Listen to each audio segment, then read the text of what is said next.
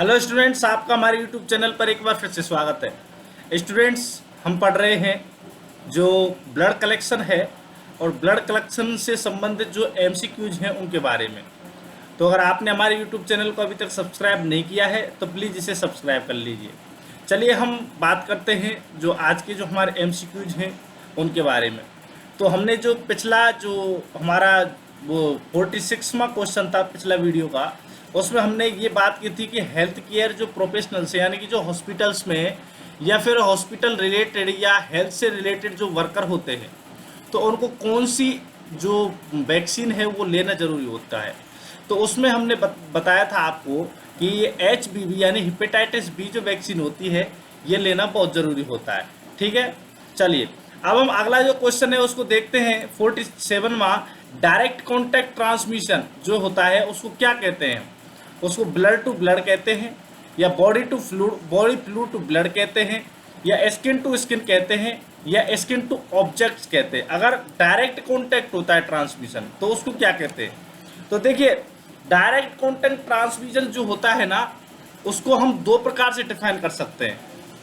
एक तो आप जो है टच हो रहे हैं, तो टच होने से क्या है, अगर मान के चलो किसी दूसरे के टच से संबंधित दाद खाज खुजली मतलब ऐसी टीनिया प्रकार का कोई ना कोई सा मतलब इन्फेक्शन हो, पैरासाइटिक इन्फेक्शन हो तो वो आपके लग सकता है। आगे बात समझ में? तो एक इसको कह सकते हैं। दूसरा क्या है, जो है डायरेक्ट जब कांटेक्ट होता है तो डायरेक्ट कांटेक्ट में जो है लाइक STI है तो वो STI भी हो सकता है। ठीक है, तो अब दो प्रकार का ये हो जाता है कि एक तो डायरेक्ट कांटेक्ट है वो स्किन टू स्किन हो जाता है, ठीक है, और एक हो जाता है एयर टू एयर हो जाता है और एक हो जाता है ब्लड टू ब्लड हो जाता है। ये प्रकार तो है डायरेक्ट कॉन्टैक्ट ट्रांसमिशन के, लेकिन ऑप्शन की बात करते हैं तो स्किन टू स्किन आंसर चला जाएगा। ठीक है, चलिए अगला क्वेश्चन 48 में है, what cause multi sample needle is standard. अगर जो मल्टी सैंपल नीडल्स होती हैं उनमें कितने कोज की होती है? तो वो 21 कोज की होती है। 49 में क्वेश्चन है, proper way to insert a needle is with bevel facing.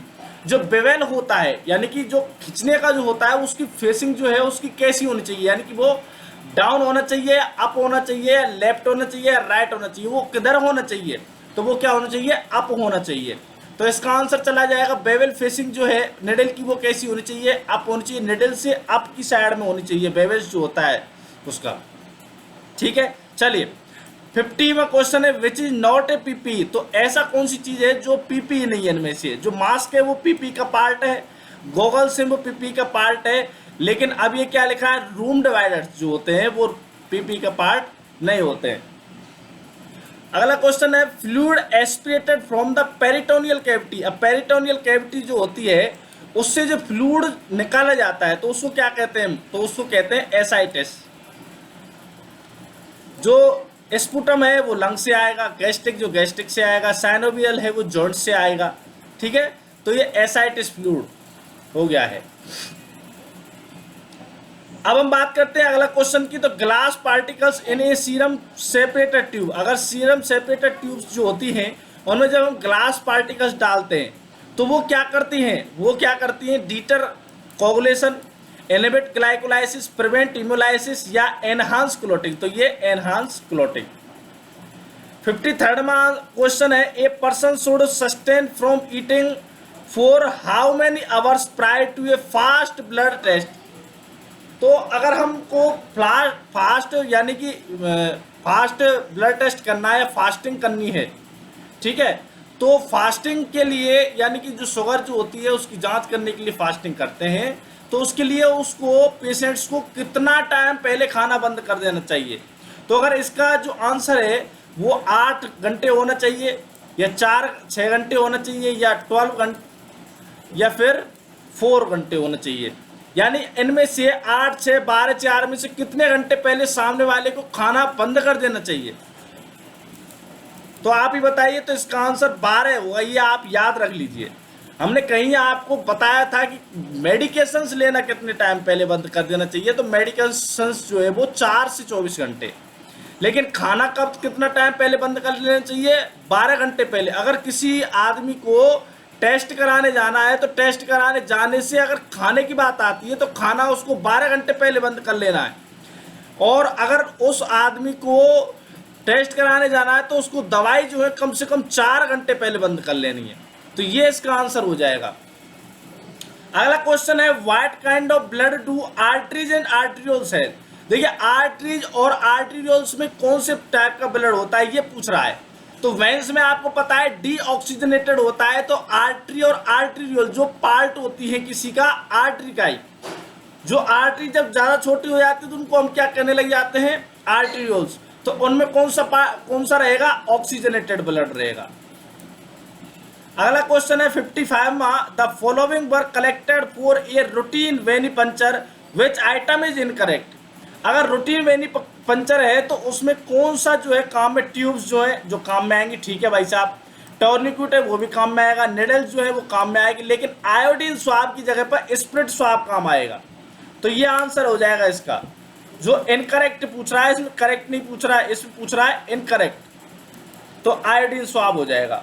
56 में क्वेश्चन है वो क्या है, which lab section would analyse the C&S test. C&S test क्या होता है, कल्चर एंड सेंसिटिविटी टेस्ट। ये कहाँ होता है भाई साहब, ये डिपार्टमेंट कौन सी में होता है, ये माइक्रोबायोलॉजी में होता है, ठीक है। तो haematology, immunology, microbiology and serology, तो आंसर क्या हो जाएगा, माइक्रोबायोलॉजी।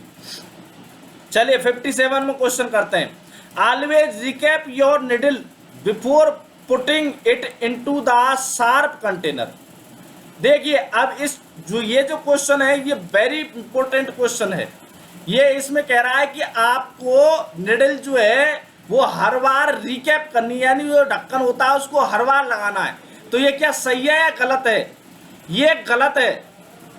ये इसके बजाय सही तब होता, इसमें ऑलवेज की जगह नेवर होता।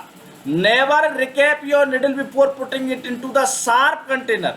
आपको कभी भी सैंपल खींचने के बाद में उसको कभी भी उसको कैप को नहीं लगाना है, ये यथार्थ मानिए आप, तब ये सत्य होता है। आगे बात समझ में, तो ये जो क्वेश्चन है ये तो क्या हो जाएगा, फॉल्स हो जाएगा। इसलिए याद रखिए never recap your needle before putting it into the sharp containers. कभी भी दोबारा सैंपल लेने के बाद में उसको बर्न करना है, बर्न करके उसको फेंक देना है, उसको कभी भी कैप नहीं लगानी है, ठीक है। चलिए अगला क्वेश्चन है, veins have thinner walls than arterioles. तो वेन्स जो होती हैं वो क्या है, उनकी जो दीवारें होती है वो थिन होती है आर्टरीज से भी, आर्टरीज से। तो आर्टरीज की जो वॉल्स होती है वो मोटी होती है, लेकिन जो वेन्स होती हैं उनकी जो वॉल्स होती है वो कैसी होती हैं, थिनर होती हैं। आगे बात समझ में, तो ये जो कथन है ये कैसा है, ट्रू है या फॉल्स है, तो ये कथन ट्रू है भाई साहब।